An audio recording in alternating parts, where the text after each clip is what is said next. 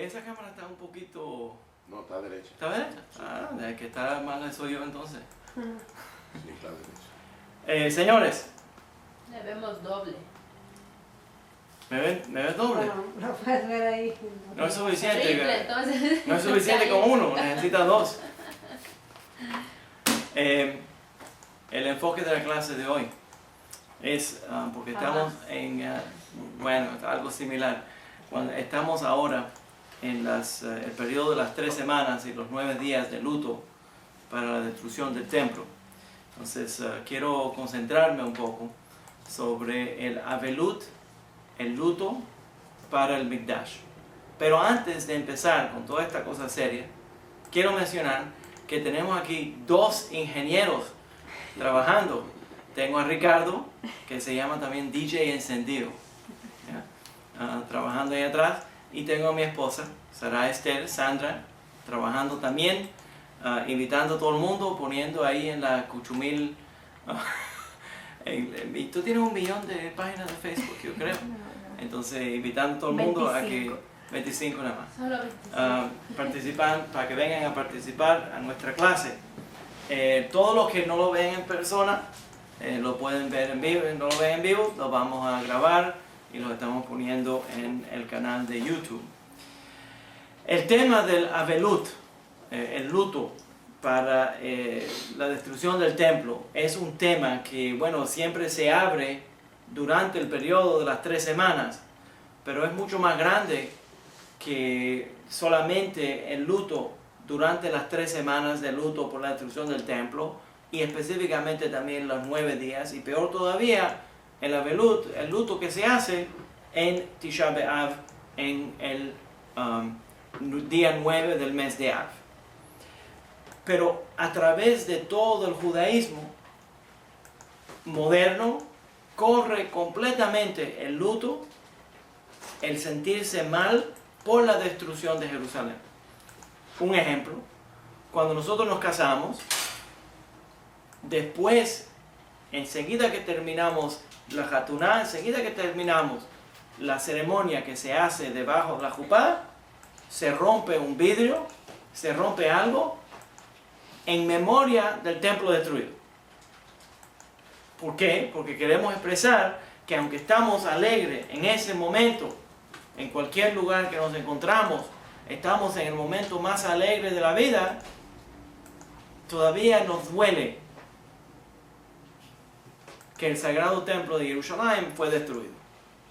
Y esperamos y añoramos de que se vuelva a establecer ese sagrado templo. Adicionalmente, en todas las casas judías se acostumbra poner o un letrero, algo que diga Mizrach, o alguna objeto de arte, cualquier cosa que le recuerde a uno a dónde está el este, para apuntar nuestras oraciones, los tefilot, directamente al Mizrach, saber en qué dirección orar. Sabemos que la razón que lo hacemos es que añoramos, nos acordamos todos los días que nosotros estamos tal vez en el exilio y una gran parte, gracias a Dios, están en la tierra de Israel y nuestras oraciones están con ellos que están en la tierra de Israel. Entonces, cuando nosotros hacemos las oraciones, las hacemos apuntando para Israel y especialmente para Jejal, para el lugar a donde estaba el Sagrado Templo. En todas partes del mundo, los judíos dirigimos nuestras oraciones hacia Israel, hacia Jerusalén y hacia la casa sagrada del Bet HaMikdash, a donde estaba el Jejal. Entonces, todas las sinagogas en Israel están apuntando también para Jerusalén, y todas las sinagogas en Jerusalén están apuntando para el lugar a donde estaba el Har HaBayit, la montaña de la casa, a donde estaba el Bet HaMikdash. Entonces todo el judaísmo está concentrándose en el Bet HaMikdash, en el lugar sagrado, de donde desafortunadamente nuestros enemigos crearon ahí en el año 750, crearon ahí una mezquita con una doma dorada. Esa mezquita, la mezquita de Omar, fue creada por el califa Omar muy famoso el califa Omar por sus buenas obras. Por ejemplo, una de las buenas obras del califa Omar fue no solamente crear allí la mezquita de Omar y la mezquita Al-Aqsa, pero también fue el que quemó la biblioteca más importante de toda la sabiduría, coleccionando los libros de toda la sabiduría hasta ese momento. En el año 750, 760, quemaron la biblioteca de Alejandría, el califa Omar. ¿Por qué quemó la biblioteca de Alejandría? Porque contenía libros que no estaban de acuerdo con el Islam. Entonces quemó toda la sabiduría de la medicina, de todas las colecciones de todas partes del mundo que habían terminado en esa bella biblioteca, para comparar las diferencias entre lo que ocurrió. Islam celebró la destrucción de la biblioteca de Alejandría y los judíos se sentaron en luto. La diferencia.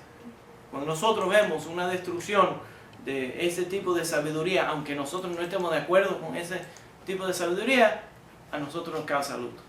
Entonces, crearon allí el domo de la roca, arriba del Sagrado Templo, el lugar donde estaba el Sagrado Templo. ¿Qué ocurrió?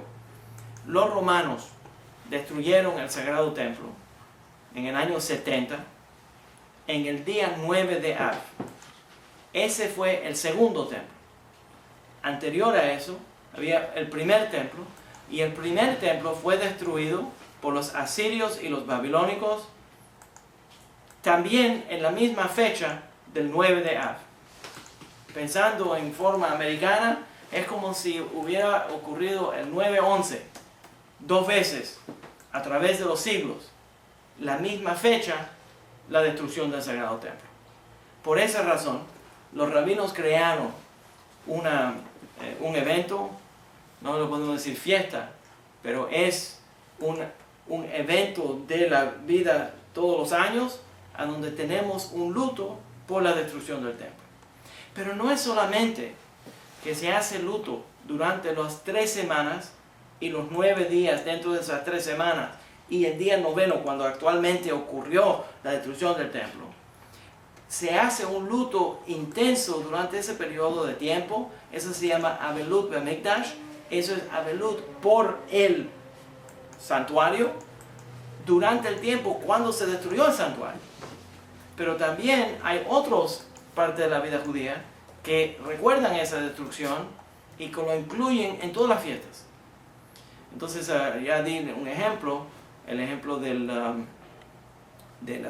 vidrio que se rompe debajo de la jupá. Algunos de los mitzvot que nosotros reconocemos como los mandamientos o los ritos que son rabínicos, también fueron creados para la memoria del Sagrado Templo. Déjame dar un ejemplo. Había un hombre durante ese periodo que se llamaba Yohanan ben Zakkai. Es Yohanan ben Zakkai, un gran rabino que entendió que los romanos iban a destruir todo lo que quedaba del judaísmo y estaba atrapado en Jerusalén. Sus estudiantes, los romanos, rodearon la ciudad y estaban al destruir completamente la ciudad. Los judíos estábamos en guerra contra los romanos. Los romanos, cuando pudieron conquistar a los judíos, fue una gran victoria para ellos. Entonces, la gente no entiende que nuestros soldados, la persona común entre el pueblo judío, peleamos en una forma muy valiente, muy fuerte contra los romanos. Los romanos tuvieron que traer tropas de toda parte del mundo para tratar de conquistar a Israel. Tenían rodeada la ciudad y nadie podía salir. Entonces, los estudiantes de Rabbi Yohanan ben Zakkai le dijeron a los romanos que se había muerto el maestro. Pusieron una caja de muertos y lo sacaron para enterrarlo. Pero estaba vivo. Entonces los romanos vieron, cogieron una espada y se la metieron al Aarón, a la caja de muertos, y le dijeron, si no estaba muerto, ahora está muerto.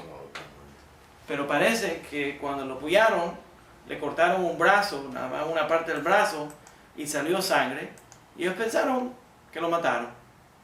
Entonces cuando lo sacaron, él fue al general Vespasios, y le dijo a Vespasios, emperador. Entonces el emperador, el general, era el general en ese momento. Entonces le dice, si tú me dices a mí que yo soy el emperador, es pena de muerte, porque yo soy solamente un general. Entonces lo iba a matar en ese mismo momento. Y en el momento que lo iban a matar, esto dice el Talmud, en el momento que lo iban a matar, llegó alguien corriendo para anunciar que el emperador de Roma se había muerto y que el Senado lo había nombrado a él como emperador. Entonces la Gemara dice que, bueno, el emperador se emocionó mucho y le dice, tú eres el primero que me dijo que yo era el emperador. Le dice, ¿qué es lo que te puedo dar? Entonces el rabino dijo, dame la ciudad de Yavne. La ciudad de Yavne, allí él estableció una yeshiva y en esa yeshiva él promulgó el judaísmo farisaico, el judaísmo que interpreta la Torá y entiende la Torá no solamente como la Torá escrita, sino también como la Torá oral. Entonces eso se llama la Torá de los Perushim y eso creó una Torá que es portátil. ¿Qué quiere decir que es una Torá portátil? Quiere decir que empezó a enseñar el judaísmo como una serie de prácticas, ritos, costumbres, leyes que uno puede vivir en cualquier lugar. Antes de eso, el judaísmo estaba solamente enfocado en la vida en la tierra de Israel, ascender al sagrado templo y traer los sacrificios del sagrado templo. Entonces, ahora él creó una serie de ritos y oraciones y mitzvot de Rabbanán, costumbres y leyes, mitzvot, mandamientos de los rabinos, específicamente en el genre de Zecher LeMikdash, la memoria del sagrado templo. Déjame dar un ejemplo de esto. Cada vez que nosotros vamos a comer pan, ¿qué nosotros tenemos que hacer? No me digas, Lea. Yeah. Dime, ella es gluten free. Lavarnos las manos. Tenemos que lavarnos las manos. Tenemos que hacer Anetilat Yadayim. ¿Por qué tenemos que hacer Anetilat Yadayim?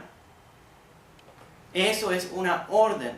Eso es una mitzvah de Rabbanán, Anetilat Yadayim, para recordar que cuando los sacerdotes, los Kohanim, entraban al sagrado templo de Jerusalén, se tenían que lavar las manos y los pies antes de acercarse al altar. ¿Qué es lo que dice Rabbi Yochanan ben Zakkai? Dice, cuando el templo fue destruido, está directamente en el Talmud Yerushalmi, cuando el templo fue destruido, el altar fue destruido y la mesa de la familia se volvió el altar de Dios. Entonces ahora estamos creando un judaísmo portátil. En lugar de tener un judaísmo que está solamente concentrado en el Bet HaMikdash, en el sagrado templo, tenemos entonces también un judaísmo que va de lugar en lugar y la casa de la familia se vuelve ese lugar sagrado. También tenemos otra. ¿Cuántos días? Vamos a ver si Sara se acuerda. Está la otra Sara. Vamos a examinar a mis estudiantes. ¿Cuántos días tenemos que usar el lulav y etrog? ¿Cuántos días? El limón y la... Uh-huh. Uno. No, eso, ok, bíblicamente sí, no, correcta. Una estrellita para los ecuatorianos. La Torah dice, Ulekachtem lachem biyom rishon, toma el lulav y etrog en el primer día. Pero en actualidad, cuando nosotros celebramos la fiesta de Sukkot, usamos el lulav y etrog todos los días. Menos Shabbat. ¿Ya? Ok, yo di la respuesta. Entonces, ¿por qué hacemos esto? Y la razón es que de acuerdo con Rabbi Yochanan ben Zakkai, creó una takaná, creó un decreto que se debería de usar el lulav y etrog todos los días de Sukkot para recordar que cuando estábamos en el Sagrado Templo, la gente que vivían afuera del templo usaban el lulav y etrog un día. Y los sacerdotes, los Kohanim, cuando estaban en el Sagrado Templo, usaban el lulav y etrog todos los días de Sukkot. Y hacían una oración que se llama Hoshanot. Ya lo sabes. Rodeaban el altar con las pencas de palma y decían Ana Adonai Hoshiana. Y era una oración para la prosperidad, especialmente en la agricultura de la tierra de Israel. Y movían las pencas de palma durante la fiesta de Sukkot todos los días. Entonces, para recordar de que si tendríamos todavía el Sagrado Templo, añadimos la mitzvah rabínica de usar el lulav y etrog todos los días de Sukkot. Entonces, hay un añoro muy grande a través del judaísmo por el Bet HaMikdash, por la Santa Casa del Sagrado Templo. Y especialmente cuando uno está en el Galut, ese deseo de poder traer los sacrificios es muy importante. Le voy a añadir un pedazo más y entonces vamos a entrar a la Velut para el Mikdash en un momento. Pero algunas personas no entienden completamente la situación de los sacrificios de animal que se hacían en el Sagrado Templo. Todas las oraciones, cuando nosotros tenemos ¿se recuerdan cuando hicimos la serie sobre el Sidur? Si estuviera aquí Gustavowski, me podría decir cuáles son en qué video está. Pero cuando estábamos estudiando Tefilá, estábamos estudiando oración del Sidur, una de las partes que estudiamos fue los korbanot, los sacrificios, ¿recuerdan? Entonces hablamos sobre los sacrificios, las ofrendas de animal y de todas las diferentes especies que se traían al Sagrado Templo, y que los tefilot, Arbit, Shacharit y Mincha, todos son para crear un sincretismo con las ofrendas que se traían en el Sagrado Templo.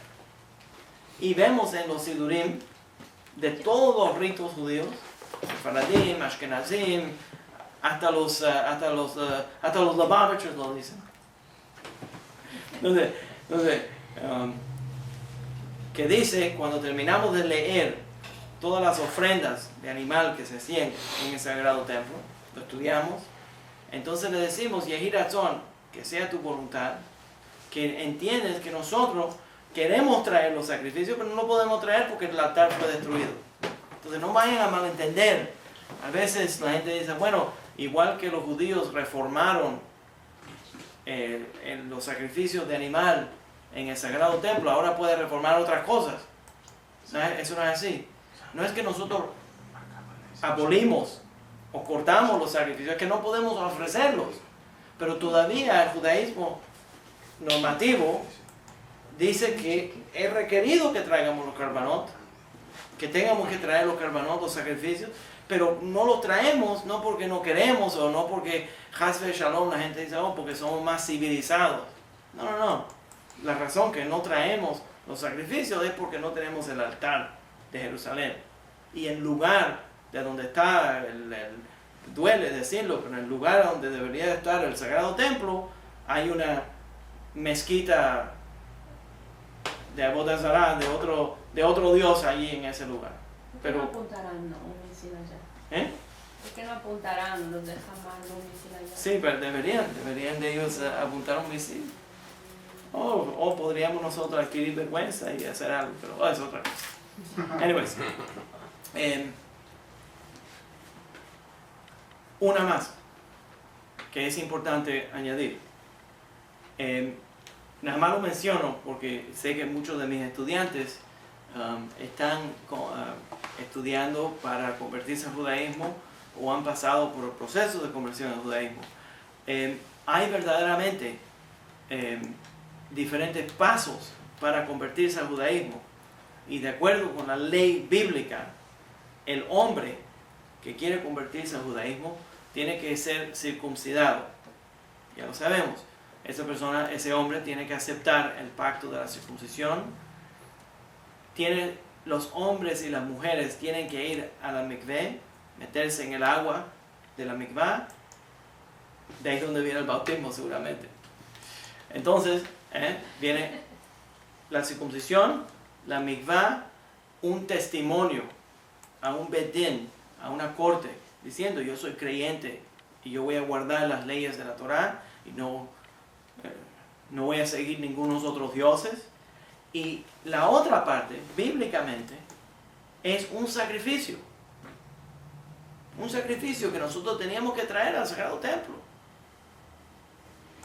Ahora, hoy en día, hacemos todas las otras partes de la conversión, pero entendemos que nos falta algo. La razón que lo menciono es que, en mi opinión, ustedes se estarían riendo, porque no dije en mi humilde opinión. En mi humilde opinión, el ger debería de tomar una pausa y decir, como me gustaría traer la ofrenda. Otra ofrenda que la gente traía cuando una mujer daba luz, nacían niños, traía una ofrenda de gracias a Dios. Entonces hoy en día no podemos hacerlo. Ya no podemos traer esa ofrenda porque el templo fue destruido. Por todo el judaísmo, 2000 años, nosotros tenemos una serie de oraciones por todas las 3 partes de las oraciones durante el día, a donde añadimos un Yehiratzón, una oración pidiéndole a Dios que nos retorne a la tierra de Israel.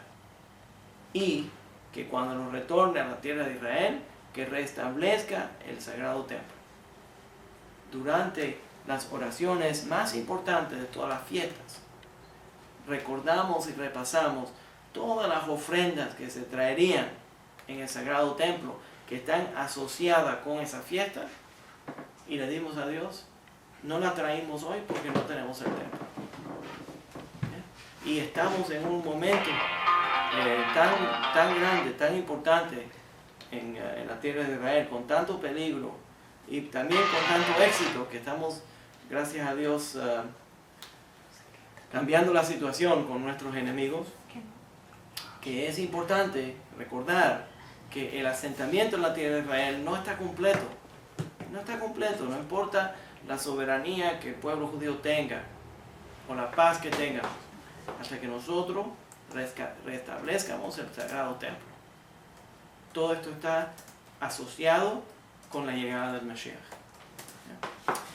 Ok. Hay verdaderamente 2 tipos. Una cosa más que quiero mencionar. Entonces, durante las 3 semanas de luto por la destrucción del templo, que estamos ahora mismo, y los 9 días dentro de esas 3 semanas, a donde el luto es más intensivo por la destrucción del templo, y el lunes por la noche y el martes por el día, vamos a tener el día de luto por la destrucción del templo, el día de Tisha B'Av. Entonces, durante ese periodo de tiempo, el sentimiento de que falta algo es hasta más importante. Y verdaderamente hay 2 tipos de luto. Uno es un luto que es ahora mismo, Chas v'Shalom, es como una persona que siente la muerte de un miembro de la familia en ese mismo momento, y entonces hay un luto que es un poquito más lejano. Ya pasaron los días, ya pasaron los años, pero todavía queda ahí ese dolor. El luto por el Bet HaMikdash, aunque ocurrió hace 2000 años, de acuerdo con el Talmud Yerushalmi, no es un luto que es viejo, sino es un luto como si el muerto de uno estuviera delante de uno. Hay una historia muy famosa sobre Napoleón. Ustedes saben que Napoleón de Francia era muy pro-judío. Napoleón de Francia tomó una parte instrumental en la historia, en que en todos los lugares a donde iban las fuerzas de Francia, liberaron a los judíos de los guetos. Cuando entraron a Rusia, cuando entraron a todas las diferentes partes, trataron de liberar a los judíos de todos los guetos. Y nos dieron, por primera vez, el gobierno de Francia nos dio que nosotros podíamos ser ciudadanos de los países donde nosotros habíamos nacido. Imagínense, por 1000 años, 1500 años, nosotros vivimos en exilio, y en todos los países donde vivíamos, las naciones no nos consideraban ciudadanos. Entonces, al fin, Napoleón Bonaparte dio permiso que los judíos podían ser ciudadanos de los países. Y no solamente eso, que podíamos ir a las universidades. Entonces, hay una historia famosa de Napoleón que llegó a una sinagoga grande. Por cierto, Napoleón también trató de crear dentro de París un Sanhedrin. Napoleón le dio permiso a los judíos que escojan 70 ancianos de entre ellos y que crean su propia corte, que sería el Sanhedrin de la corte judía. Imagínate, poder que por primera vez en la historia de Europa los judíos iban a tener esa comodidad. Entonces nos permitió ser ciudadanos, nos permitió crear sinagogas enormes, y todavía esas sinagogas están ahí en Francia. Desafortunadamente hay muchos disturbios en Francia con los árabes que viven en Francia, están creando muchos problemas. Pero entra Napoleón a una sinagoga en Tisha B'Av y ve que las luces están bajas, que la gente está sentada en el piso y llorando. Y le dice a la gente: ¿por qué ustedes están en Francia llorando si yo les di tantos derechos? Entonces un señor le dijo: no, señor, emperador Napoleón, la razón que nosotros estamos de luto, estamos tirados en el piso llorando, es porque alguien destruyó el templo. Y Napoleón se enojó. ¿Cómo puede ser que alguien en Francia destruya una sinagoga, un templo? Yo no lo permito. ¿Quién fue el criminal? Napoleón, no fue recién, fue hace siglos, fue hace 2000 años. Napoleón se quedó asombrado y le dice: cualquier pueblo que exprese luto por la destrucción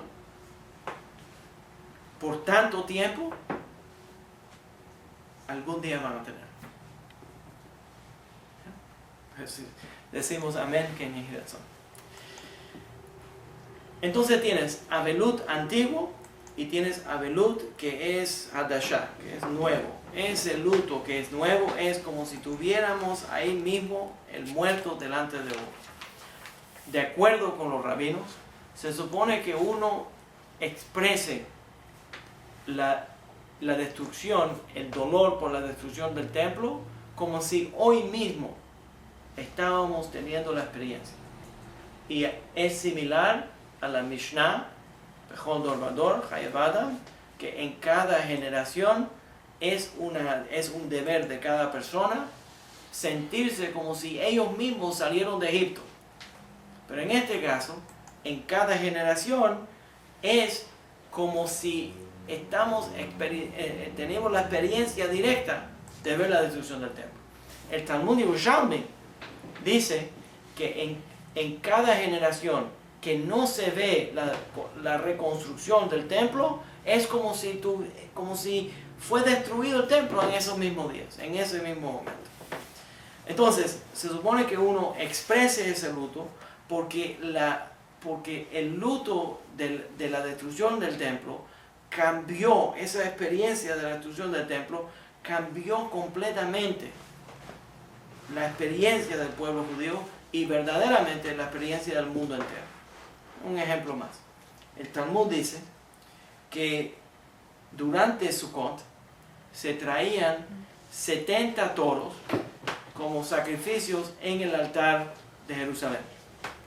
¿Por qué se traían esos 70 toros durante los días de Sukkot? Porque habían 70 naciones y los judíos no solamente oraban en el templo de ellos por ellos, sino orábamos por todas las naciones del mundo. Cuando los romanos destruyeron el templo de Jerusalén, si ellos hubieran entendido, dice el Talmud, si ellos hubieran entendido el daño que se estaban haciendo ellos mismos, hubieran reconstruido el templo ladrillo por ladrillo, dice el Talmud. ¿Por qué? Porque cuando destruyeron el sagrado templo, destruyeron la sede en la embajada a donde la presencia divina tenía una residencia en la tierra. Y todos los seres humanos se beneficiaban de eso. Y desde el punto de vista de los Mekubalim, cuando el pueblo judío fue exiliado de la tierra de Israel, se exilió del mundo la presencia divina. Por eso hay tanta malicia en este mundo, por eso hay tanta gente que prospera la negatividad, ¿ya? Porque nos portamos en una forma tan fea y hay tan falta de justicia que ya la presencia divina no puede vivir junto con nosotros. Entonces gobierna separada de nosotros, ¿no? Pero Shekhinah quiere retornar. Entonces la creación del templo crea una manera para que los seres humanos se reúnan en un lugar para sentir esa presencia divina. Entonces hay una serie de leyes y costumbres que se han formado como parte de la experiencia de Tisha B'Av. Primero es, desde Shiva Asar Betamuz, desde el 17 de Tamuz, se empieza poco a poco a expresar más y más luto por la destrucción del templo. En el 17 de Tamuz ocurrieron un gran número de eventos negativos. El más grande es la destrucción de las paredes alrededor de Jerusalén, cuando los romanos empiezan a entrar a destruir la ciudad. Cerraron completamente la ciudad de Jerusalén y no podían entrar las ofrendas al sagrado templo, y entonces ese fue el principio del terminar. Mientras vamos acercándonos a los días, los últimos días, entonces más y más intensivo se vuelve el luto. Voy a entrar un momento entonces a las leyes, las restricciones que aplican durante el día noveno de Tisha B'Av, el día noveno de Av que se llama Tisha B'Av, y entonces explicar un poco más sobre los significados de cada uno. Primero es, durante el día de Tisha B'Av es prohibido comer o beber por 24 horas. Un día entero de ayuno, no se puede comer y beber. No se puede lavarse uno, no se puede bañar, no se puede lavar las manos, no se puede lavar la cara, no se puede lavar la boca, ¿ya? Porque el lavarse le crea un poquito de placer a uno. Entonces uno tiene que expresar el luto, el dolor, intensivamente. No se puede untar aceite o maquillaje, algún tipo de perfume, cualquier cosa que lo haga a uno sentir bien. La gente se unta en cremas para hacerse sentir bien. Eso es absolutamente prohibido. También está prohibido tener relaciones matrimoniales, sexo, porque la gente cuando tienen dolor tratan de escaparse por medio de eso. También zapatos. La ley judía prohíbe ponerse zapatos de cuero durante el momento de luto. Entonces Shiva, cuando nosotros estamos de luto, Chas v'Shalom, por alguien en la familia, tenemos que estar sin zapatos en la casa. ¿Por qué? Porque no podemos ponernos cuero. ¿Cuál es el simbolismo de ponerse cuero en los pies? De que hay dos formas de verlo. Una opinión es que cuando te pones los zapatos de cuero, estás diciendo que tú estás dominando el mundo. ¿Por qué? Porque con los zapatos de cuero está duro la parte de abajo. y puedes caminar arriba de cosas que normalmente la gente no puede caminar, los animales no pueden caminar. Entonces nosotros dominamos al mundo. Pero cuando estamos de luto no nos sentimos que estamos dominando el mundo, nos sentimos que el mundo nos dominó a nosotros. Entonces al no ponerse zapatos de cuero, estamos expresando que estamos rotos, que estamos desbaratados, ¿ya? Que estamos vulnerables, que no podemos hacer todo lo que sea necesario para conquistar al mundo. Otra opinión dice que también en Yom Kippur está prohibido ponerse zapatos de cuero. Eso no quiere decir que no se puede poner ninguna otra cosa de cuero. ¿Me entienden? Entonces dicen, oh, no te puedes poner una correa de cuero. No. Es solamente los zapatos de cuero. Y la razón que dice el rabinato es porque si te pones zapatos de cuero, para ponerte el zapato de cuero, causaste muerte. Mataste a un animal, le quitaste el pellejo y hiciste el cuero. Entonces quieres expresar misericordia sobre los animales, por lo menos no poniendo de zapato de cuero en ese momento, para que pidiéndole a Dios que tenga misericordia sobre nosotros, al igual que nosotros también tenemos misericordia. Entonces, las 5 prohibiciones de nuevo es comer o beber, lavarse, untarse maquillajes, aceite, algún tipo de algo que uno se unte, zapatos de cuero y relaciones matrimoniales. Entonces, no es permitido ponerse agua, dice el Shulchan Aruch en el Orach Chaim. No se puede ninguno, por ejemplo, si tiene mucha sed, la persona se podría enjuagar la boca. Pero el Shulchan Aruch en Orach Chaim, sección 567, sección 1, dice que uno no puede ni lavarse la boca. Y también, cuando uno se va a lavar las manos, que cuando se despierta por la mañana, al lavarse las manos, nada más se puede lavar los dedos de las manos. ¿Ya? No se supone que se lave las manos completamente. ¿Ya? Y eso, por la mañana, hacer la brajá de Al Netilat Yadayim. No se puede hacer la brajá de Al Netilat Yadayim por la razón de que nada más te lavaste las manos, nada más los deditos. ¿Ya? Entonces, eso sería absolutamente prohibido. ¿Se entiende la idea? ¿Ok? Lavarse la cara es prohibida. Pero si algo le cayó, algún tipo de suciedad, entonces uno sí se puede lavar para quitarse la suciedad, pero no para el placer de lavarse. Todo esto es para expresar el luto como si fuera que alguien de la familia misma se había muerto.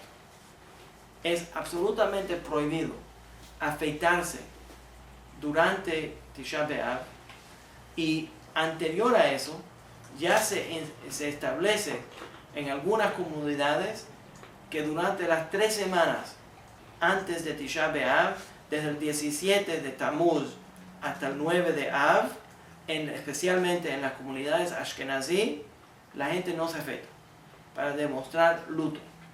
Es prohibido entonces, durante las 3 semanas, cortarse el pelo, ¿ya? Durante las 3 semanas, y hacer ese tipo de tratamiento de belleza durante las 3 semanas. Otros empiezan a no afeitarse durante los 9 días de Av, desde Rosh Chodesh Av. El Talmud dice que Adar, en el principio del mes a donde cae Purim, enseguida que empieza el mes de Adar, Mishenichnas Adar Marbim Besimcha. Cuando empieza Adar, se supone que uno demuestre más y más alegría. Cuando empieza Av, uno demuestra más y más tristeza por la destrucción del templo.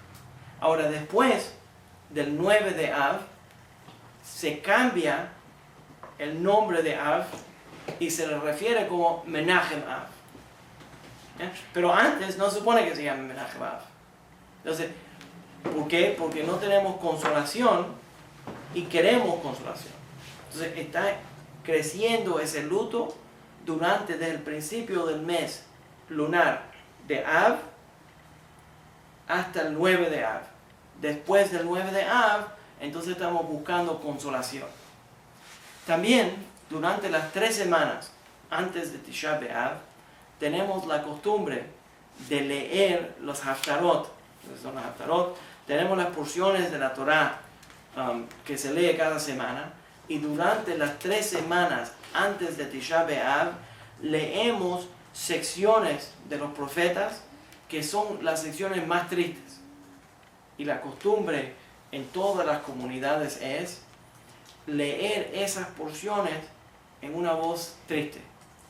Y cuando leemos esa porción bíblica de los profetas, describiendo, por ejemplo, este Shabbat es Shabbat Chazón, cuando leemos esas secciones de Jeremías que son tristes, queda siempre un versículo que es alegre. Entonces lo que hacemos es una promesa de la redención. Aunque los voy a castigar, aunque voy a destruir el templo, aunque los voy a esparcir por todos los lugares, por todas las tierras, queda la ofrenda, la oferta de que va a ocurrir una redención.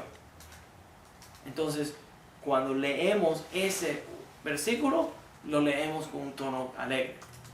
Pero todo lo demás lo leemos triste. Entonces tenemos 3 semanas de lecturas que son tristes y después de Tisha B'Av tenemos Shabbat Nahamu, que es el Shabbat de la consolación, y tenemos entonces 7 semanas de consolación y secciones proféticas que leemos que nos prometen el restablecimiento del pueblo judío. Shabbat toda la semana.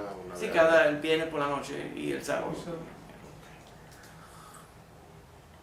Entonces, estas secciones se leen y nos van encaminando para expresar más y más luto hasta que llegamos al día más fuerte de Tisha B'Av. Hay una diferencia en la práctica entre los Ashkenazim y los Sefaradim, especialmente en este área, en los 9 días de luto por la destrucción del templo. En general, las comunidades Ashkenazim tienen la costumbre desde Rosh Chodesh Av, desde el principio del mes de Av, a no comer carne y no tomar vino, para expresar el luto por el Mikdash, el luto por el santuario. El Shulchan Aruch, Rav Yosef Karo, dice que esa no es la forma que se practica. El Ramá, Rav Moshe Isserles, que es el rabino que escribió la ley Ashkenazí, explica que esa es la costumbre Ashkenazí. Pero en el Shulchan Aruch se forma otra idea, y eso es que se hace Shabuah Shechal Bo durante la semana que cae los 9 días, el día noveno de Av. Entonces, por ejemplo, este año, en la costumbre sefaradita de evitar carne y vino, es el domingo y el lunes. No es 9 días, es simplemente desde el Shabbat antes de los 9 días, ese domingo y todos los demás días que preceden, que vienen antes del día 9 de Av. Si cae el miércoles, nada más es lunes, es domingo, lunes, martes. ¿Tienen la idea? Los Ashkenazim guardan desde Rosh Chodesh y tienen 9 días sin carne o vino. Ahora, la única diferencia es, los dos guardamos, que cuando estás en el periodo de luto, que no puedes comer carne o tomar vino para expresar este luto, que durante Shabbat, como es prohibido expresar luto, entonces uno sí puede prepararse para Shabbat, afeitarse, arreglarse para Shabbat, y puede durante Shabbat tomar vino y comer carne, expresar la alegría de Shabbat, porque la alegría del día santo rompe el luto y entonces vuelve a comenzar. En la costumbre sefaradita, el Shabbat se expresa el vino y la carne, se expresa la alegría, y entonces cuando termina el Shabbat empieza el luto. En general, los sefardim, cuando hacemos un luto, decimos que cuando estás haciendo un luto y viene un Shabbat, el Shabbat rompe el luto y no se supone que estés recomenzando el luto. Dame un ejemplo de esto. Cuando hacemos el luto por la destrucción de los estudiantes del Rabbi Akiva durante el Omer, ¿ya? Hay muchas que guardan 33 días de luto por la plaga, hasta el Agla Omer, por la plaga que ocurrió contra estos estudiantes, y no se afeitan. Pero los sefaradim decimos que ¿cómo vas a hacer un luto en Shabbat también? Entonces decimos que el viernes por la tarde puedes afeitarte, absolutamente no hay ningún problema para celebrar Shabbat. Y cuando ya rompiste el luto, no supone que regreses al luto. Interesante, ¿no? Entonces, porque no supone que uno esté buscando luto, se supone que uno esté buscando alegría. ¿Ya? Entonces, no se supone que uno esté rompiendo y subiendo luto, rompiendo. Eso no es una forma correcta de expresar luto. Entonces, lo que hacemos es que organizamos desde el Shabbat antes de Tisha B'Av, y eso se llama Shabuah Shechal Bo, el día de la semana en que ocurrió. Entonces, durante la semana que ocurrió, no comemos carne y no tomamos vino. Entonces, esa es una de las expresiones. Pero hay más. ¿Y se puede cocinar? Sí, se puede cocinar, pero no tiene que comer carne. Hay otra cosa, ¿verdad? Yo sé que a ti te gusta el bistec, pero no. ¿Ya? Entonces, pero Shabbat, absolutamente. ¿Ya? Por cierto, el Talmud dice que durante días de fiesta y Shabbat, que no hay alegría, no hay forma de expresar alegría, sino con vino y con carne.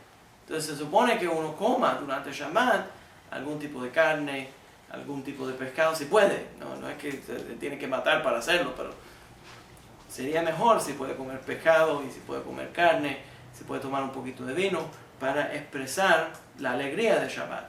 Eso le añade a la alegría de Shabbat. Pero hay muchas costumbres que se hacen durante las 3 semanas, los 9 días y el 9º día de Av. ¿Ya? Y eso es parte de la expresión. La costumbre también es, en el día de Tisha B'Av, en la noche, cuando cae Tisha B'Av, nadie viene a la sinagoga con zapatos de cuero. Supone que uno ande o en chancletas que sean de tela, o en algún tipo de tenis que sean de tela o de goma, para que no estés caminando con eso, con el cuero. Pero sí, dice el Shulchan Aruch, que si no te queda ningún otro remedio, que vengas a la sinagoga con eso, pero te lo quites. ¿Ya? Puedes andar sin zapatos en la sinagoga para expresar el luto como si estuvieras haciendo Shiva. ¿Ya? Entonces, en la sinagoga tenemos la costumbre, en las sinagogas tenemos la costumbre de bajar las luces, no tener las luces muy altas, para enseñar que hay algo malo. También quitamos el parojet, la cortina que está delante del ejal, delante de la tebá, para demostrar que algo ocurrió que dañó el sagrado templo. ¿Qué ocurrió? El Talmud dice que los romanos, cuando invadieron al sagrado templo, atacaron a los Kohanim que estaban en ese sagrado templo. Y no solamente era que querían destruir el sagrado templo físicamente, pero querían desecrar, rebajar al templo. Y cuando entraron al sagrado templo, nosotros sabemos que el templo tenía diferentes departamentos. Entonces, en el primer departamento es el Kodesh. Ahí estaba el altar, ahí estaba la menorá, ahí estaba el shulchan, ahí estaban todas las partes que estaban en el sagrado templo.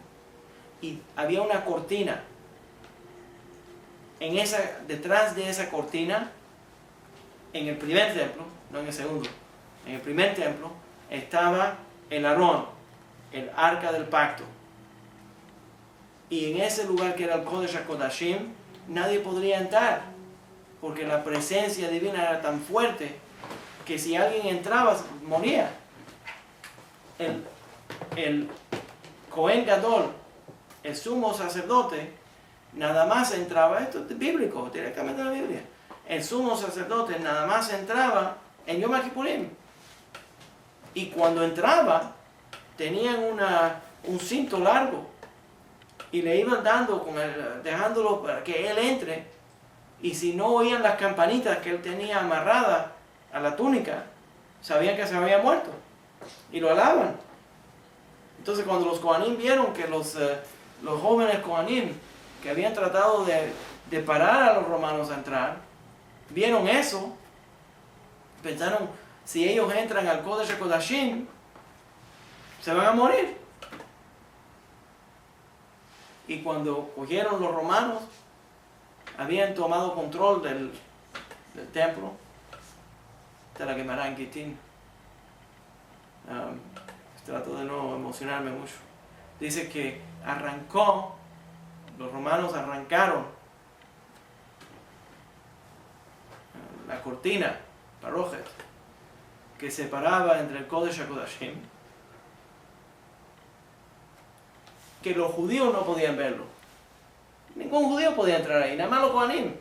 Ellos arrancaron esta cosa, trajeron prostitutas y dentro del Kodesh HaKodashim tuvieron una orgía para rebajar al Sagrado Templo.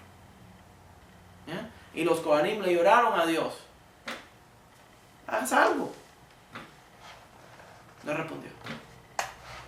Dios decide cuándo eso va a ser. El Talmud dice que lo que ocurrió fue que los romanos no desecraron al templo. No le quitaron honor al templo. ¿Saben quiénes fueron? Los judíos le quitaron honor al templo.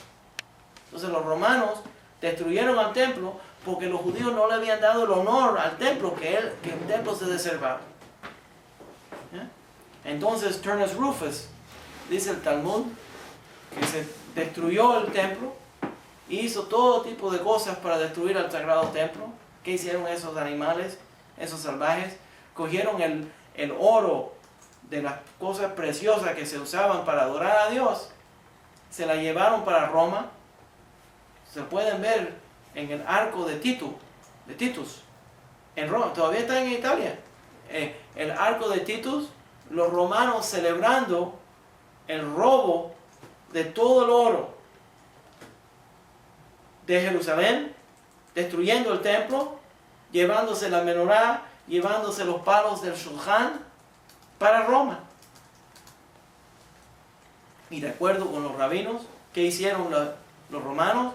Cogieron el oro del sagrado templo y todo lo que se habían robado, lo vendieron y con ese dinero crearon el Coloseo, a donde mataban gente para entretener al público. Matando gente. Los tiraban a los leones. En ese lugar fue a donde tiraron a los cristianos y a los esclavos y a todas las personas que traían para matarlos, los tiraban a los leones con el dinero que se robaron del templo destruido de nosotros. ¿Qué es lo que hacía el templo? ¿Qué es lo que promovía el templo?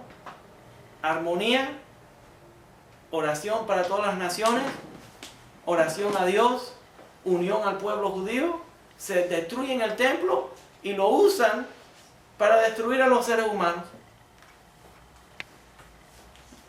Entonces, eso fue una gran tragedia. ¿Qué pasó? ¿Tú me quieres llamar la atención? ¿Hay alguien que quiere hacer una pregunta? No, todavía.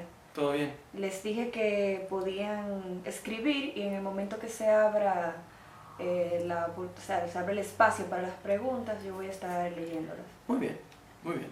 Entonces, eso es parte de la experiencia del pueblo judío. Por eso que estamos de luto por la destrucción del templo.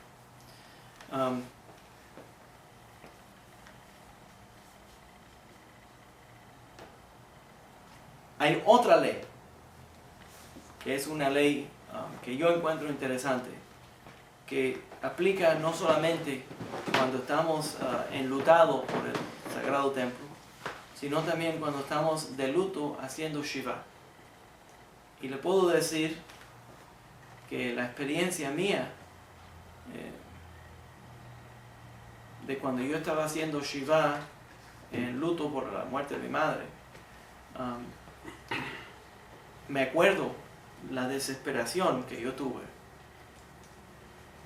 durante los 7 días de Shiva para poder estudiar Torah. Hay una prohibición que está en el Shulchan Aruch que dice que durante el día de Tisha B'Av no se puede estudiar Torah. Interesante, ¿verdad? No es porque estamos de huelga, es porque el estudio de Torah le da alegría a uno. El Salmo dice que el estudio de la palabra de Dios le trae regocijo a los huesos, le trae regocijo a la persona. Estudiar cosas bonitas, estudiar filosofía, se siente uno cerca de Dios, le alivia el dolor. Pero cuando estamos de luto y queremos expresar el luto, no se supone que busquemos formas de aliviarlo, sino exprésalo, no lo dejes atrás. Yo le digo a la gente, nada más, no solamente como rabino, pero también como psicólogo, la gente, si tienes una pérdida, alguien murió, no lo tapes, no aguantes el dolor, exprésalo. ¿Para qué? Porque lo más intensivo que uno lo exprese en el momento del dolor no dura por tanto tiempo. Pero si no, si uno lo aguanta, eso dura por mucho tiempo, el dolor. Entonces, buscar un alivio estudiando Torah, dice el Shulchan Aruch, es prohibido. Solamente se puede estudiar en las secciones que tienen que ver con cosas difíciles. Por ejemplo, las profecías de Jeremías, donde las profecías de Jeremías hablan de la destrucción del templo. Inyanes de Yoma, cosas que tienen que ver con el día. Secciones de la Gemara en Kitín, donde habla sobre este terrible proceso de la destrucción del templo. Donde Turnus Rufus, el terrible Yemach Shemov Zichron, terrible general de las fuerzas romanas, después que destruyó el Sagrado Templo, cogió unos bueyes y empezó a arrancar todas las piedras debajo de la tierra para arrancar completamente el Sagrado Templo. No solamente destruirlo y no permitir que los judíos vayan allá, sino quería absolutamente destruirlo de raíz. Y entonces se paró arriba de la montaña de Dios, Har Habayit, después de destruir el templo, dice la Gemara en Kitín, y le gritó a Dios públicamente, le dice a Dios, destruí tu casa, ahora baja y yo te destruyo a ti también. Ahora recuerda, la gente no entiende la perspectiva histórica. Nosotros somos la única religión en ese momento que cree en un Dios que es un espíritu. Todas las demás religiones creen en ídolos y en hombres que son demidioses o que son mitad Dios y mitad hombres, o dioses que nacieron de mujeres, a lo mejor mujeres vírgenes. Ya, ese es otro video. Anyways, entonces, que creen en esos dioses, Hércules y toda esa bobería. Right? Entonces, él se cree que él puede matar a Dios. Y los judíos no pueden creerlo. Y Dios no le responde. Estamos, dice, la gente pensaban que venía un relámpago que lo iba a matar. No le hizo nada. Y mandó un insecto. Hashem mandó un insecto que entró por la nariz de Turnus Rufus y se le comió el cerebro. Y se murió, pero se murió calladamente. Dios no es un Dios de drama de Hollywood, pero lo coge de todas maneras. Tarde, pero seguro. Él le hizo su cosa de todas maneras. Pero al final, no es como nosotros quisiéramos. Que sea una cosa dramática de que restablecernos y cosas milagros que hubieran ocurrido, sino también quiero añadir que en mi humilde opinión nosotros no solamente estamos viendo la guerra de Israel contra nuestros enemigos, sino no es Israel peleando contra nuestros enemigos, es Dios peleando por medio de los soldados, ¿ya? Para liberar a Israel. Y no entendemos que lo que está ocurriendo son grandes milagros, enormes milagros. Esa es un enemigo bien entrenado. No son gente peleando a los livianos, no son gente, son entrenados por Irán, específicamente armados, trayendo todo el material como un ejército. Están peleando en una forma profesional y los milagros están ocurriendo que no nos están haciendo el daño que podrían hacernos, y es porque Dios nos está guardando y Dios está liberando a Israel por medio de los soldados.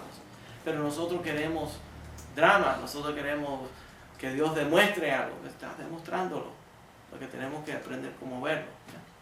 Pero en el tiempo del Sagrado Templo, como dice en el libro de Lamentaciones, nosotros leemos en la noche de Tisha B'Av, cuando estamos dentro de la sinagoga y bajamos las luces y nos quitamos los zapatos y nos sentamos en el piso y empezamos a leer Echai Yoshva Badan. ¿Cómo puede ser que esa ciudad que estaba llena de vida esté tan destruida?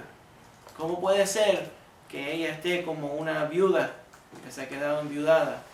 Cuando empezamos a leer el libro de Lamentaciones, en ese libro de Lamentaciones menciona que le clamamos a Dios y no vimos su respuesta.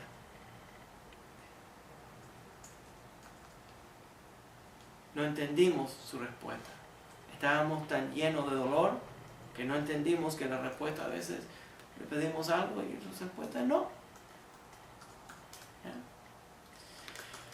Talmud dice que la destrucción del templo fue causada por el odio y la envidia entre los judíos. El Talmud recuenta la historia de Kamsa y Bar Kamsa. El Talmud dice que invitaron a una fiesta. Había un hombre de mucho dinero en Jerusalén que quería invitar a un señor que se llamaba Kamsa. Y mandó a un hombre que vaya a invitar a la gente a la fiesta. Y invitó también a la fiesta a toda la gente de poder de Jerusalén. Fueron a la fiesta y cuando el hombre fue a invitar a todo el mundo se confundió. Y en lugar de invitar a Kamsa, invitó a Bar Kamsa. Sabemos, tal vez fue el hijo de Kamsa. Él quería el viejo y no quería el joven, no sé. Pero invitó a Bar Kamsa. Y cuando estaban en el medio de la fiesta, el hombre se dio cuenta, invitaron a mi enemigo, que a mí no me gusta Bar Kamsa, yo quería Kamsa. E insistió a botarlo de la fiesta. Delante de todos los rabinos, delante de todos los líderes de Jerusalén. Pasar la vergüenza de que ese hombre que tenía dinero, Bar Kamsa, botarlo de la fiesta, porque no le agradaba. Entonces Bar Kamsa le dijo, por favor, no me hagas sentir mal. Yo estoy dispuesto, yo pago la comida, pero no me haga quedar mal, no me bote de la fiesta. Yo me quedo aquí callado y te pago después la comida. Y insistió. Entonces Bar Kamsa le dijo, no, pero yo estoy dispuesto a pagar toda la comida. Pero no me haga quedar mal. Delante de todo el mundo, lo botó. Y Bar Kamsa se quedó resentido. Y entonces Bar Kamsa se volvió un hombre que colaboraba contra los judíos con Roma. Pues se sentía mal. Y entonces trajeron una ofrenda. Le ofreció al emperador de Roma que mande una ofrenda a Jerusalén y le dijo que los judíos no iban a ser fieles a él y que no iban a aceptar la ofrenda. La verdad es que sí podrían haber aceptado la ofrenda, como cualquier gentil podría ofrecer una ofrenda al templo, nosotros aceptábamos, pero cogieron una navaja y le cortaron el labio del ojo, ¿sí?, al animal, para que esté imperfecto, y lo trajeron a Jerusalén. Entonces, un animal que no es perfecto no se puede traer al altar. Entonces los rabanim se sentaron. ¿Qué hacemos? Empezaron a discutir. Tú sabes que a los rabinos no les gusta discutir. Empiezan a discutir, no te rías tanto. Entonces, empiezan a discutir. Una posición, bueno, vamos a matar al mensajero del emperador para que no le digan que no aceptamos la ofrenda. Entonces el otro dice, no, pero si lo matamos, la gente va a creer que es un crimen que se puede castigar con muerte traer un animal imperfecto al templo. ¿No podemos matarlo? Bueno, pues vamos a ofrecerlo de todas maneras, si esto es una ofrenda de un gentil. No, entonces la gente, el otro religioso, le dijo, no, entonces nosotros, si lo aceptamos, la gente va a pensar que cualquier ofrenda va aceptada. Y así se discutió hasta que decidieron que no iban a aceptarlo. Otro dijo, vamos a cambiarlo. Traemos otro animal y decimos que es el animal que trajo el emperador y el otro animal, el animal de Roma. Entonces, tampoco quisieron hacer eso. Lo rechazaron. Eso creó un problema entre los judíos y los romanos. Y Roma aceptó, pensó que verdaderamente los judíos se estaban rebelando contra el emperador de Roma y empezó una invasión más grande. Empezó un problema más grande. ¿Qué es lo que verdaderamente el Talmud está diciendo? El Talmud está diciendo es que antes que los gentiles podían hacernos daño, nosotros nos hicimos daño uno a otro. Nosotros nos odiamos uno a otro. La envidia, el rencor que nosotros teníamos uno por el otro, nos dejó vulnerable. Entonces cuando nosotros vivimos en los tiempos modernos y criticamos a uno, criticamos al otro, empezamos con este problema, estamos creando una división dentro del pueblo judío que nos deja vulnerable.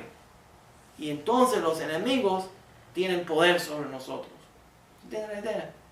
Entonces, y también, por cierto, encuentro interesante que el pilpul de los rabinos, la forma que estaban discutiendo si deberían de aceptar el sacrificio o no, la sobre-religiosidad no les permitió ver la realidad de la situación, a donde podrían haber creado alguna situación para aceptar el sacrificio y todo hubiera salido bien. Pero la concentración en un detallito no los dejó ver lo más grande. Estamos viviendo los mismos tiempos.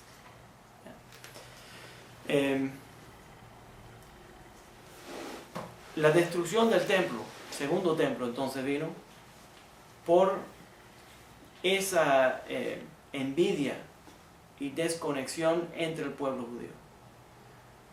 Entonces parte de nuestra experiencia es cuando hacemos el ayuno de Kippur, el ayuno de Yom Kippur, estamos haciendo teshuvah por los pecados de nosotros contra Dios. Cuando hacemos el ayuno de Tisha B'Av, estamos haciendo el teshuvah por la nación. ¿Ya? Entonces hay una limpieza que es personal durante Kippur y deseamos que la limpieza sea nacional durante Tisha B'Av. Y con ese quiero añadir una cosa y entonces voy a tomar preguntas. Que la tradición judía es que Tisha B'Av es el cumpleaños, el nacimiento del Mesías, de Mashiach, que todavía no ha llegado, el Salvador, del Redentor del mundo, que va a unir al pueblo judío, retornarlo a la tierra de Israel, restablecer el templo, ¿ya? Que trae este periodo que va a ser el rey de Israel. ¿Ya? el día del nacimiento de él es Tisha B'Av. Por eso, ¿sabes que Shabbatai Tzvi decía que nació en Tisha B'Av? Entonces, hay muchas costumbres que se han formado que expresan ese luto, y también a la misma vez sabemos que esto puede cambiar. El Talmud cuenta que Rabbi Akiva y un grupo estaban caminando. El Talmud del Makot, en Makot 29b, dice que los rabinos estaban caminando por las ruinas de Jerusalén, y cuando pasaron por las ruinas de Jerusalén vieron un zorro, un animal, que salió desde entre las piedras de las ruinas de Jerusalén. Y todo el mundo empezó a llorar. Empezaron a llorar, los rabinos empezaron a expresar el luto por la destrucción del templo. Y dice el Talmud de Makot 24b, que Rabbi Akiva empezó a reírse. Estaba contento. Y los rabinos dijeron: rabino, colega, ¿cómo puedes estar contento? Entonces dice: mira, la Torá dice, nos promete, nos da una profecía. Cuando los tiempos estaban buenos en Israel, vinieron profetas, Uría, profeta, y dijo: se va a destruir el templo. ¿El templo estaba bien? Vimos que se destruyó el templo. Y Jeremías también dice que se va a destruir el templo. Como yo sé que se cumplió la profecía de Uría y la profecía de Jeremías, que era negativa, yo sé que se va a cumplir la profecía de Zacarías, que dice que se va a restablecer. Entonces, en todas las situaciones negativas, también hay una ofrenda de la esperanza que va a crear el restablecimiento. Very good? Ok. Hay piyutim. No solamente la noche de Tisha B'Av se hace la lectura del libro de Lamentaciones en el piso sentado, pero sino también se hacen oraciones, piyutim, que se llaman kinot. Esos kinot es una liturgia de lamentación sobre la destrucción del templo. Una de ellas es, no sé si se puede decir que es una de las favoritas mías, pero porque es triste, pero es una oración increíblemente especial, porque y nada más ocurre en la comunidad sefaradita. Cada comunidad tiene diferentes liturgias para expresar el luto de Tisha B'Av, y los sefaradim hacemos una liturgia que es similar al Manishtana. ¿Ya? Madua balel pesach, así es, ¿qué es lo que es? Tisha B'Av ocurre en la misma noche de la semana que el primer Seder. Entonces, si el primer Seder, la celebración de la liberación del pueblo judío de Egipto, ocurrió un lunes por la noche, ese mismo año, un lunes por la noche, se hace Tisha B'Av. Que entonces el Peitán que escribió esto compara la liberación del pueblo judío de Egipto, cuando salimos de Egipto y entramos a Jerusalén, y cuando tuvimos que salir de Jerusalén y terminamos en Egipto de nuevo. ¿Ya?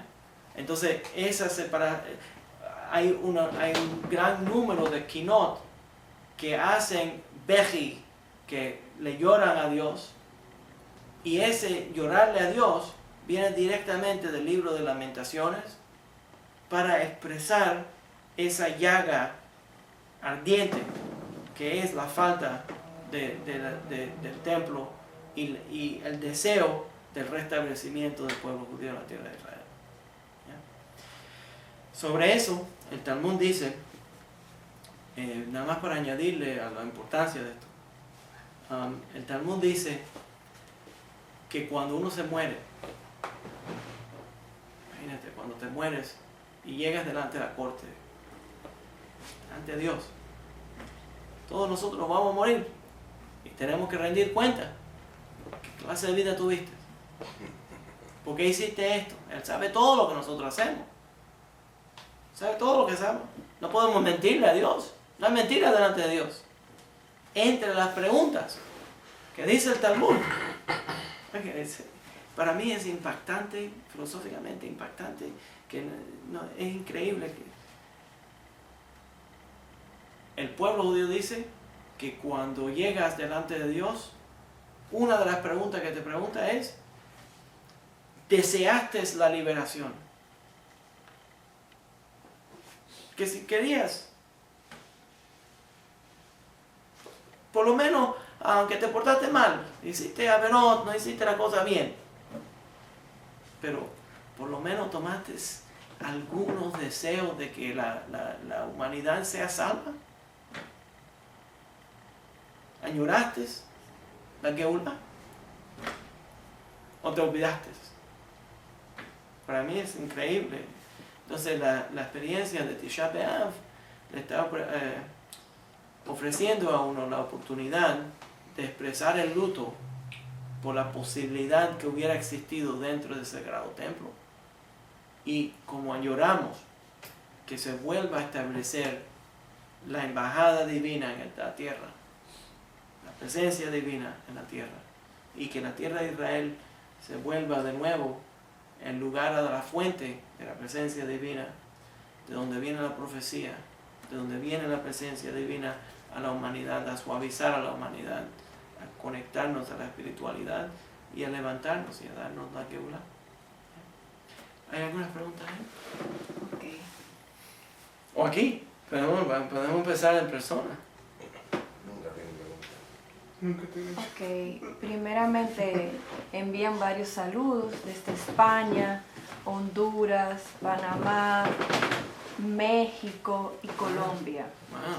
Sí, entonces hay una pregunta por aquí, la tengo pendiente. Déjame buscarla. Básicamente no la veo ahora, no sé por qué. Pero la persona preguntaba que cómo se manejan los cumpleaños entre las 3 semanas y la semana del 9 de Av. ¿Cómo se maneja eso con el calendario lunar? No se supone que durante las 3 semanas se haga como una fiesta, pero se puede hacer una fiesta pequeña durante las 3 semanas. Entonces la familia puede juntarse, cortar una torta y cantarle Happy Birthday, pero no tiene que ser una fiesta muy elaborada durante ese periodo. Durante el periodo de tiempo de las 3 semanas, por ejemplo, nosotros no tenemos fiestas, ni celebraciones de bodas, ni se supone que uno durante las 3 semanas le haga muchos arreglos a la casa, la pinte, la arregle, compre objetos de arte, compre joyería, compre joyas, haga ese tipo de cosas porque está adquiriendo cosas que le van a dar placer. En los tiempos antiguos, por cierto, la halajá muy directamente prohibía comprar ropa nueva. Pero ahora los rabinos dicen, bueno, como la gente se compra tanta ropa nueva hoy en día, ya no es una fiesta cuando compramos ropa nueva. Pero en los tiempos antiguos era una cosa grande cuando compraba una camisa nueva. Entonces la gente la tenía que ordenar, alguien tenía que hacértela. Entonces cuando estrenabas una camisa nueva, todavía tenemos, es decir, Shechianu, una prohibición durante las 3 semanas, es decir, Shechianu, no hacer cosas nuevas para celebrar. Entonces, no se supone. Ahora déjame añadir una nota sobre el cumpleaños, ¿sabes? Todavía nuestro amigo se perdió la señal. No, lo que pasa es que estaban las preguntas, pero no, solamente se ve una parte, es como si se hubieran borrado. Voy a añadir entonces sobre los cumpleaños, que oí de uno de los rajamim que yo conozco, me dijo que la costumbre de prender velitas en el cake y hacer un deseo y soplarlo no se debería hacer. ¿Por qué? Porque el origen de eso es de Judá Zará. los alemanes decían que cuando soplaban la vela, no estoy seguro, pero nada más lo menciono porque la pregunta es que cuando la soplas, que el humo se llevaba la oración. ¿Ya? Entonces, que no supone que uno haga eso, pero está bien. Pero wishbone dice está. El wishbone tampoco. Yeah. Y en el feliz cumpleaños en la canción se recuerda al rey David. ¿Oh, sí? Sí. ¿Cómo es? Feliz cumpleaños. No. Estas son las mañanitas que cantaba. Oh, eso sí, pero eso que, porque eso tiene que ver con el No, pero cumpleaños. es que ahorita que dijo de las velas, me acordé del rey Ah, David. ok, Sí, ya. eso como ellos con Ya, ok, eso no es necesariamente que tiene que ver con un cumpleaños, right? Ustedes le llaman No, es mañanita. que es sí, los mexicanos cantan eso en los cumpleaños. No me digas. Sí, la Oye, mañanita. óyeme, ¿oíste la declaración del Papa sobre la Virgen de Guadalupe? No. Ay, tienes que buscarlo. Dice el Papa que es una fábula. Una fábula. ¿Eso qué dijo? A él le preguntaron que si él iba a ir cuando visite a México en mayo, si iba a hacer la coronación de la Virgen de nuevo, como La Virgen de como lo Guadalupe. hizo su El antecesor. papá. Entonces él explicó que eso son fábulas, que eso no... So, él no cree en la Virgen Guadalupe. Sí, pero yo le digo al Papa que todo eso es fábula. todo eso es fábula, que deje esa bobería. Yeah. No puedo. Interesante, ¿no? ¿Te imaginas que llega a México? Ahora sí que le van a explicar todo. Ahora sí que le van a explicar toda otra cosa. Yeah. ¿Quedó? ¿No lo puedo encontrar? No, esa era la pregunta, que cómo se manejaban los cumpleaños. Eso es lo que en esa no fecha. se hace mucha celebración. ¿Sabes lo que? A veces, Sandra, a veces el cumpleaños de Penina, de mi segunda hija, cae durante Pesach. Yeah. Entonces no podemos hacerle una torta regular porque tiene levadura. Entonces siempre tenemos que hacerle un matzah cake. Pero ahora como ella no puede comer gluten de todas maneras, entonces estamos bien, pero siempre ha sido eso es parte de la cosa. Y lo otro que tiene que ver con kashrut, mi mamá, que en paz descanse, compraba siempre para los cumpleaños de nosotros en la casa, compraba una torta de helado, como que birthday ice cream cake. Pero cuando si caía Shabbat, nosotros movíamos todas las celebraciones de los cumpleaños, los movíamos para el viernes por la noche de esa semana, para celebrar en Shabbat, más todavía, más bonito. Entonces lo que hacíamos era que mi papá hacía kiddush, servían la torta de helado, comíamos la torta de helado y entonces comíamos la carne. Pues se puede comer carne y entonces leche. Entonces mi mamá siempre decía que eso sí es una celebración, donde comes el postre primero y entonces la comida. Pero eso es parte de siempre, nosotros ajustamos nuestras celebraciones de acuerdo con la forma que la halajá lo permite. ¿Otra más? No veo otra pregunta. Ahora sintoniza el Morejano de Oaxaca. Oh, ahora, qué bueno. No, ahora no podía mandar comentarios. Ya, pero está ahí. Qué bueno. Aquí preguntan que si en el futuro tú podrías hacer una clase acerca de los levitas. Absolutamente. Absolutamente. Yo voy a hacer es buena idea. Me quedó pendiente una cosa más que quiero mencionar, que no solamente es prohibido estudiar Torah durante Tisha B'Av, pero también en muchas comunidades tenemos, especialmente la comunidad sefaradita, y los ashkenazim también lo hacen. En algunas comunidades, por ejemplo, en otras no se hace, pero en la mayor parte sí se hace. Déjame terminar la idea. Eso es que no nos ponemos, cuando hacemos shacharit, el oficio de la mañana, no nos ponemos tefilín. La mañana de shacharit, esperamos hasta minjar. ¿Por qué? Porque ponerse tefilín se llama tiferet, es como ponerse una corona o ponerse una joya. Y eso nos daría alivio de que por lo menos tenemos los tefilín. Entonces hacemos shacharit. ¿Ah? Eso es prohibido. Es prohibido. Entonces no nos ponemos, es la costumbre, no nos ponemos tefilín hasta más tarde en el día para demostrar de que estamos de luto, de que no nos estamos decorando con la corona de tiferet de los tefilín. Adicionalmente, mencionar que hay una costumbre por medio de la tradición oral que los tefilín era un objeto de guerra. ¿Sí? Que los soldados, cada vez que yo veo a mis soldados con tefilín, me acuerdo de esta idea. ¿Qué es lo que dice? Que la corona de los tefilín le da fuerza al hombre para ser vencedor en guerra. Okay. Entonces, esa pregunta la hizo Claudio. Ahora, Claudio, ¿dónde está Claudio? Claudio no se identifica, el que preguntó acerca de los levitas. Ahora Mario pregunta, ¿se puede entrar a Brit Milá en este periodo para algún Baal Teshuvah? Ok.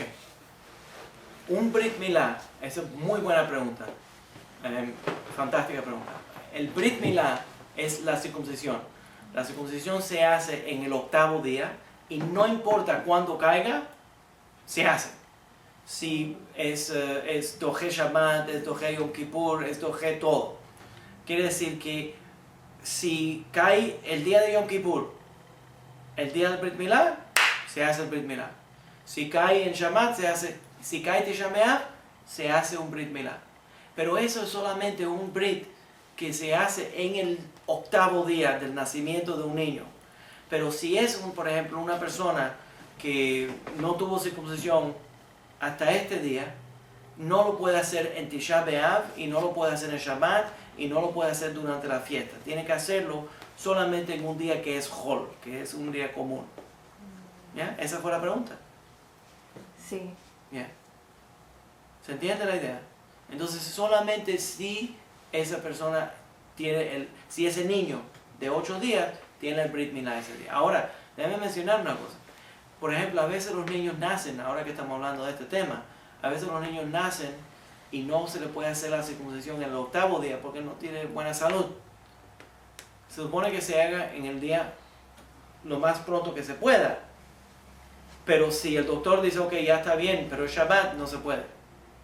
Nada más es Doje Shabbat cuando es el 8º día. Entonces, si no, se espera hasta el domingo. ¿Ya? Todos los ayunos del judaísmo son pospuestos hasta el próximo día si caen en el sábado. Porque el sábado es un día de alegría y no podemos ayunar durante ese día. Entonces, si Tisha B'Av cae en Shabbat, se hace el luto y el ayuno el domingo. ¿Ya? El único ayuno que se hace en Shabbat es el ayuno de Yom Kippur, porque la Torah dice que es Shabbat Shabbatón. Y ese ayuno, aunque es un ayuno, no es un ayuno triste, sino es un ayuno alegre. ¿Ya? Okay. ¿Otro más? No, Mario, quien hizo la pregunta, te da las gracias. Dice, toda rabino. ¿De qué país? ¿De dónde está escribiendo? No se identifica. Si él lo puede hacer, yo... Ya, si se identifica sería bueno. Yo quiero saber... me gustaría cuando la gente hace preguntas que me digan de dónde están escribiendo para darle estrellitas especiales a los diferentes países. Porque yo sé que de Oaxaca siempre me están escribiendo buenas preguntas. Te están saludando aquí. De Oaxaca. ¿De Oaxaca? Sí. ¿Ves? Yo sé. Yo sé. Tú lo llamas a ellos. ¿Es el Morejano? Tú lo Ajá. llamas a ellos. Yeah. Mucha gente de México está sintonizando. Sí. Y de Panamá, también Al último de la Honduras. clase, entonces. ¿Eh? Al último de la clase, entonces. Pero no tiene que criticar. México, Distrito Federal. Sí. Yeah. Qué bueno. ¿Dónde es? Qué bueno. Ok, pues, entonces, yo voy a, como no hay más preguntas ahí y no hay más preguntas aquí, yo voy a terminar esta parte, esta cosa que ha sido un poquito larga, yo sé que es un poquito larga, pero lo más importante que quiero comunicar aquí es, durante el periodo de las 3 semanas, los 9 días y Tisha B'Av, es expresar el luto por la destrucción del Sagrado Templo y comunicarles la idea, la importancia dentro del judaísmo de esa institución. No estamos hablando solamente de una institución de ladrillos, de piedras, sino estamos hablando de una institución que físicamente expresaba la presencia divina en la tierra para que los seres humanos estén unidos. Todas las oraciones desde el punto de vista del judaísmo auténtico, todas las oraciones pasan por esa puerta. La Kabbalah dice, el Zohar dice, que cuando Jacob vino, cuando Jacobo estaba durmiendo y soñó y vio la escalera, y allí tuvo la experiencia con los ángeles que subían y bajaban por la escalera, que ese lugar era el lugar a donde se iba a establecer el Sagrado Templo. ¿Y qué es lo que vio? Verdaderamente, de acuerdo con los Mekubalim, no vio una escalera, sino vio el cordón umbilical, umbilical cord, entre la tierra y Dios. Y nosotros, que estamos viviendo en la tierra, somos como los niños de Dios. Y cuando los romanos entraron y destruyeron el templo, cortaron el cordón.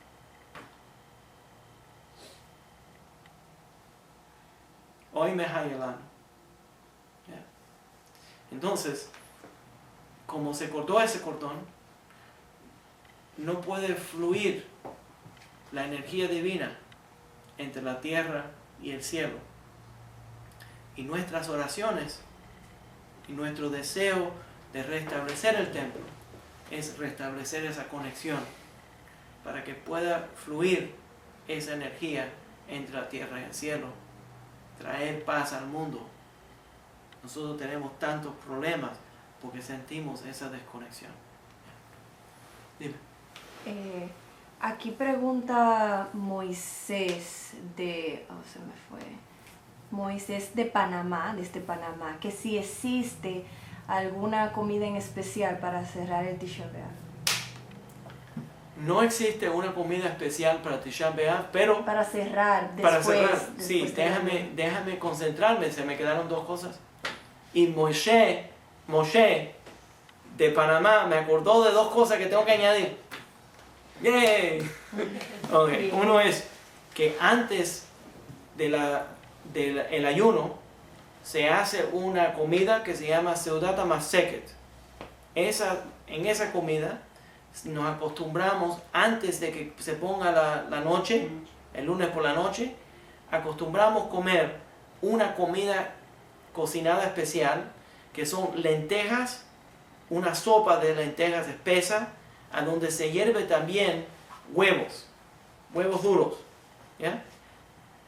Y se sienta uno en el piso y se come eso junto. Eso se llama el Seudat HaMaseket. Y la razón que comemos huevos duros, hervidos, y las lentejas es para expresar luto. ¿Ya? Porque esa es la comida de luto. ¿Por qué? Porque es redonda y nos recuerda que la vida es un círculo. ¿Se puede comer bagel? No, el bagel no. Entonces eso tiene demasiado carbohidratos. A nosotros nos nacieron bagel en la primera comida después que se murió mi mamá, porque estaba... Oh no, pero eso es otra cosa, No. Pero esto es antes del luto, ¿ya? Entonces se supone también que uno no se siente en grandes grupos a comerlo, uno por uno. ¿Por qué? Porque si te sientas más de uno, tiene que hacer el zimun, tiene que hacer el Birkat Hamazon junto. Entonces se supone que uno se lo coma en una forma callada, separados, para no crear ese zimun, ese uno. Entonces, después del ayuno, todavía existe la ley que uno no puede ni tomar vino ni comer carne hasta el mediodía después de Tisha B'Av. Por eso que la pregunta de Moshe es muy importante. Qué bueno que la hizo. Y eso es porque el Talmud dice que aunque el templo fue destruido, comenzado a destruirse en el 9 de Av, el santuario todavía estaba en llamas durante el 10 de Av. Entonces el próximo día no supone que uno coma carne ni tome vino como expresión de luto todavía hasta el mediodía después de Tisha B'Av. Entonces qué bueno que hizo esa pregunta. Ajá, y ahora saluda a Ale desde Chile, Santiago de Chile, y Julián Osorio desde Bucaramanga, Colombia. Oh. Y también Isidro Baruch desde Michoacán. Oh, yo conozco ese nombre, absolutamente. Y hay más aquí. Dice Olga Lucía Chaparro que se alegra mucho estar en tu clase. Y... Ok. Dice Isidro Baruch que si en Tisha B'Av se debe abstener totalmente de cualquier carne, o desiertos, ¿me podría explicar, Rabbi? Sí, en Tisha B'Av no se come por completo. No se come no solamente carne, no se come nada. Ni arroz. Nada. No, ni arroz. El dominicano pregunta que si no se come arroz. No me preguntaste sobre los plátanos. No. Entonces, no se supone que se coma nada, pero hasta después, en el mediodía de Tisha B'Av, no se come carne tampoco. Entonces desde el domingo, la práctica separadita es que este domingo, el sábado por la noche, después de Shabbat, empezamos a no comer carne y no tomar vino para expresar el luto de la destrucción del templo. Y durante la noche y el día de Tisha B'Av, no comemos, no tomamos, hacemos un ayuno completo. Desde que se cae el sol hasta que desde que se pone el sol hasta que se ponga el sol. ¿Entendió? Ahora, para añadir una cosa más, a todos mis estudiantes que están en línea y que están tan contentos de estar en mi clase, le añado que yo también estoy contento de estar con ellos y que la voz que están oyendo detrás de la cámara es la voz de mi esposa Sandra, para que lo conozcan. Sara Esther, que está leyéndome las preguntas que ellos están haciendo. Sí, ya me están dando las gracias, Moisés, el de la pregunta. Me dice que gracias por no dejar a nadie fuera en las preguntas de esta clase. No, nosotros queremos que ellos participen y nosotros hacemos esta clase en vivo para poder compartir. Entonces, para nosotros, Moisés, ustedes son muy preciosos. Y también otro saludo desde Rigo Park, Queens, de Claudio. Claudio, se identificó Claudio. Ajá. Y también dice Abraham Lieb, saludo desde Miami. Rabbi, si fuera posible, un shiur de las 10 Sefirot. Oh. Yo tengo una colección en YouTube de ya están grabadas una serie sobre Kabbalah que habla un poco sobre los 10 Sefirot, y en otra serie, esta serie que estamos haciendo ahora, ese es Abraham Lieb. Esta serie que estamos haciendo ahora es una serie sobre halajá, y por eso me concentré tanto en el sistema del legal de la fiesta. Ok, Isidro Baruch dice toda Rabá por la lindísima explicación, dice que está contento por la felicidad de nosotros, y también dice César que si después de Tisha B'Av se acaban los días tristes o sigue algún tiempo más. No, nada más, lo único que continúa es el día después de Tisha B'Av hasta el mediodía, ¿ya? Durante ese día no se supone que uno coma carne ni tome vino, y después de eso no se supone que uno continúe, porque dice, tenemos lo que mencioné anteriormente, es que tenemos 3 semanas de Haftarot que son tristes, y después de esos 7 semanas de Haftarot que son alegres. Entonces se supone que uno busque toda la oportunidad para añadirle a la alegría. No se pase la vida de luto, pero sabemos todavía que queda todavía esa llaga ahí, que nos falta algo. ¿Yes? También ahora mandan saludos desde Argentina. Shalom a todos. Muchas felicidades nos siguen llegando por el casamiento. Y otra pregunta dice de Mario: Rabino, los sefarim en este periodo se abstienen de trabajar en cualquier escrito. Los sofrim. No, eso nada más es durante Hol HaMoed. Ahora, en el día de Tisha B'Av, ¿quién nos preguntó? ¿Mario? Mario, buena pregunta. En el día de Tisha B'Av es permitido trabajar nada más si vas a tener una pérdida que no vas a poder recuperar. Pero los sofrim no podemos trabajar en Tisha B'Av. Yo creo que eso es lo que él está captando lo que él está sintiendo, que los sofrim no podemos trabajar porque cuando nosotros estamos escribiendo, estamos estudiando Torah. Entonces sería un alivio muy grande para un sofer poder recoger la pluma y escribir Torah durante el día de Tisha B'Av. Perfecto. ¿Ya? Ok, vamos a terminar. Les deseo a todos una buena semana. Si Dios quiere, seguimos la semana que viene. En la Dios misma cosa. Si Dios quiere. Claro que sí. Shalom, shalom. Ok.